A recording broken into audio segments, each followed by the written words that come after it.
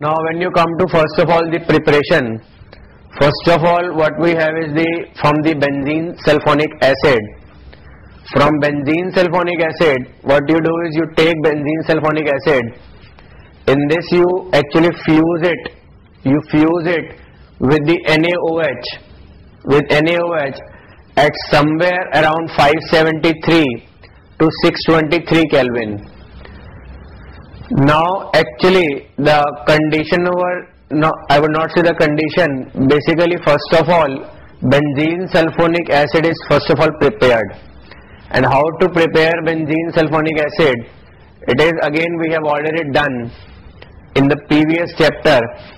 That is, when you carry out the reaction of benzene with the sulfuric acid, that is, this reaction is known as sulfonation, where we introduce SO3H group into the ring by a mechanism known as electrophilic substitution reaction. So by this mechanism we introduce the sulfonic group, that is SO3H, into the ring, and hence we get benzene sulfonic acid. Now when you fuse it with the NaOH, that is sodium hydroxide, at somewhere 573 to 623 Kelvin, then first of all what we get is a sodium phenate, that is over the benzene we have ONA group, and when this sodium phenate is acidified with the HCl, we get phenol. So again the generalized reaction is something like, you have benzene, carry out the sulfonation, you will get benzene sulfonic acid, then you fuse it with NaOH, followed by the acidification, you will get phenol as the final product. Well, the next method of the preparation is from the sodium salt of salicylic acid, in which we have a phenol, and at the ortho position we have the COONA group. Now what we do in this case is basically we carry out the decarboxylation process, and then it is followed by the acidification process by HCl. So what we do is, first of all we have sodium salicylate, then it is first of all it is reacted with the soda lime, that is NaOH, in the presence of CaO. Now this soda lime is basically a decarboxylating agent. When I say decarboxylating agent, it means D means removal, carboxylating means removal of CO2, carboxylating means CO2. So basically soda lime removes the CO2 from the compound. Now when CO2 is being removed from the compound, the indicator of the reaction is basically the brisk effervescence.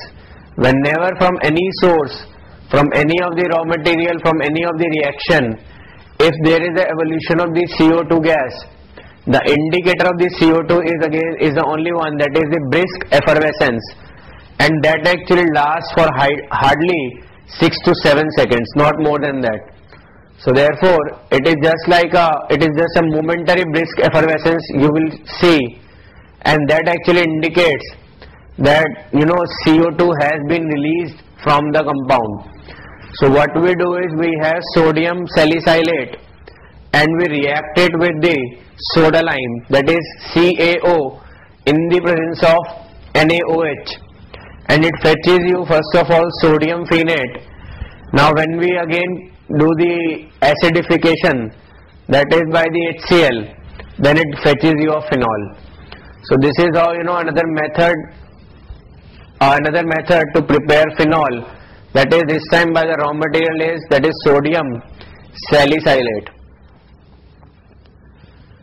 Well, the next method we have over here is this, that you have benzene with you, and you first of all carry out the halogenation.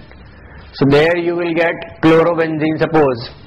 So for the halogenation, what do we use is the Cl2 in the presence of AlCl3.